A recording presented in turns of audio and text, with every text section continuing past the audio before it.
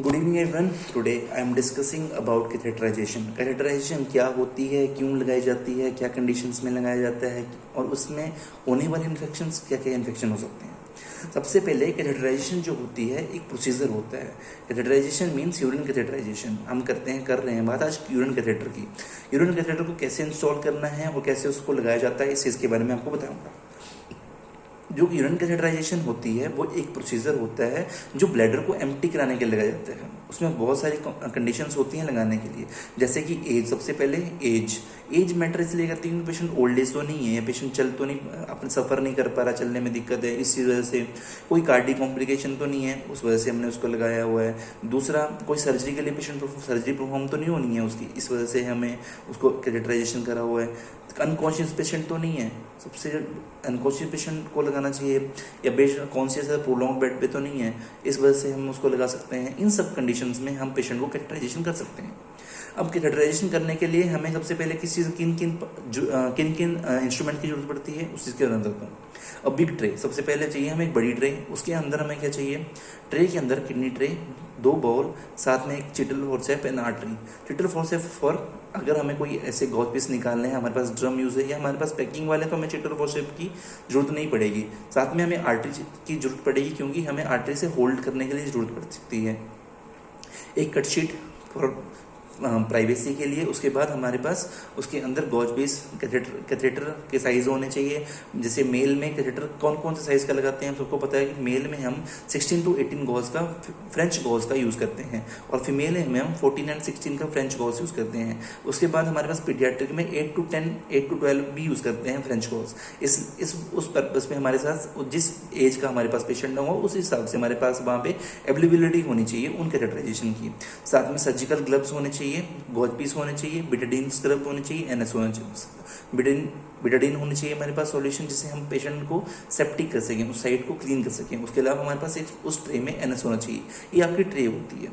जब आप पेशेंट को कैथेटराइजेशन करते हो तो प्रॉपर स्टाइल टेक्निक का यूज़ करना है। स्टाइल टेक्निक यूज़ करने से क्या होगा, पेशेंट को हॉस्पिटल रिकॉर्ड इन्फेक्शन नहीं होगा एक तो, दूसरा पेशेंट को कोई और कॉम्प्लिकेशन होने के चांस कम हो जाएंगे।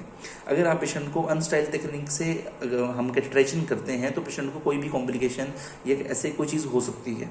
कॉम्प्लिकेशन क्या क्या हो सकते हैं पेशेंट को आफ्टर कैथेटराइजेशन प्रोसीजर के बाद? उसको फीवर हो सकता है, चिल्स हो सकते हैं, इमेचुरिया हो सकता है, या यूरिन बर्निंग हो सकती है। Haematuria is not a complication because patient अगर उसको खींचता है तो इमेचुरिया हो सकता है, बट अगर पेशेंट यूरो सर्जरी का है तो उसको हिमेचुरिया हो सकता है। उसमें कोई पेशेंट को अगर सीकेडी का है तो उसमें पस हो सकती है, उस चीज़ का आपको ध्यान रखना है। अगर पेशेंट का अगर मैंने कैथेटर इंसर्ट किया है तो उसके डेट और मेंशन होना चाहिए बहुत, क्योंकि प्रोसीजर करने से पहले हमें पेशेंट को एक्सप्लेन करना है। क्योंकि कोई भी कैथेटर अगर ऐसे ट्यूब आप बॉडी के अंदर इंसर्ट करें तो उस चीज़ के बारे में आपको बताना है।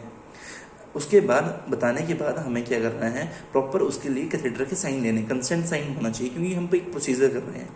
करने के बाद अगर आपने प्रोसीजर कर दिया प्रॉपर स्टाइल टेक्निक से, उसके बाद हमें क्या करना है, ऑब्जर्व करना है कैथेटर को कितने। अगर हमारे पास पेशेंट जो है अगर हमारे पास 10 डेज से ज़्यादा रहता है तो हमें उसको सबसे पहले जिस दिन हमने उसको कैथेटर लगाया तो हमें कल्चर सेंसिटिविटी कल्चर भेजना है यूरिन का, जिससे पेशेंट का हमें कंफर्मेशन हो जाए कि पेशेंट को आउटसाइड यूटीआई तो नहीं है। यूटीआई की फुल फॉर्म होती है urine tract infection. Urine tract infection तो नहीं है, अगर वो नहीं है इट मीन्स पेशेंट का कल्चर 2 दिन बाद आता है, तो 2 दिन बाद हमें क्या कैथेटर इंसर्ट किया होता है।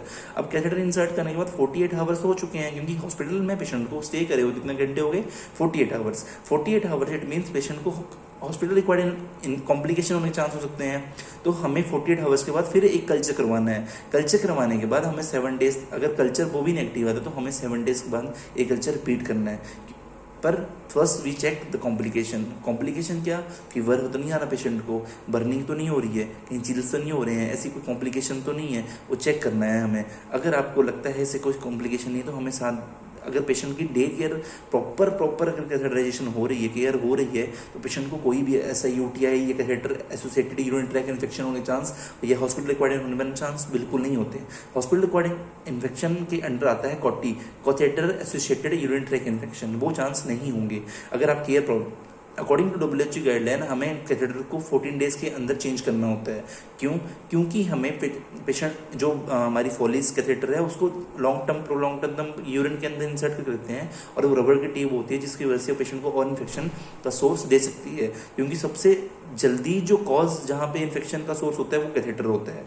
अगर पेशेंट को सिलिकॉन वाला कैथेटर लगा हुआ है, सिलिकॉन मीन्स प्लास्टिक का, रबड़ का नहीं होता है, सिलिकॉन अगर लगा हुआ है तो पेशेंट को हम 1 मंथ या 3 मंथ तक यूज़ करते हैं, पर आफ्टर उसकी कल्चर सेंसिटिविटी होनी चाहिए। ये होता है कैथेटराइजेशन। हमें स्टाइल टेक्निक सबसे ज़्यादा ध्यान रखना, स्टाइल टेक्निक्स पे, उसकी केयर प्रॉपर होते रहे पेशेंट की। इन हॉस्पिटल का मेरे पास है तो उसकी कैथेटर होती रहे। अगर पेशेंट को आप डिस्चार्ज कर रहे हो विद कैथेटर तो पेशेंट को गाइडलाइन पता होना चाहिए कि कैथेटर को कैसे क्लीन करना है या कैसे उसको प्रॉपर केयर करनी है। Thank you so much, and please share and subscribe my channel and my videos. Hope so आपको मेरी वीडियोज़ अच्छी लगती हो।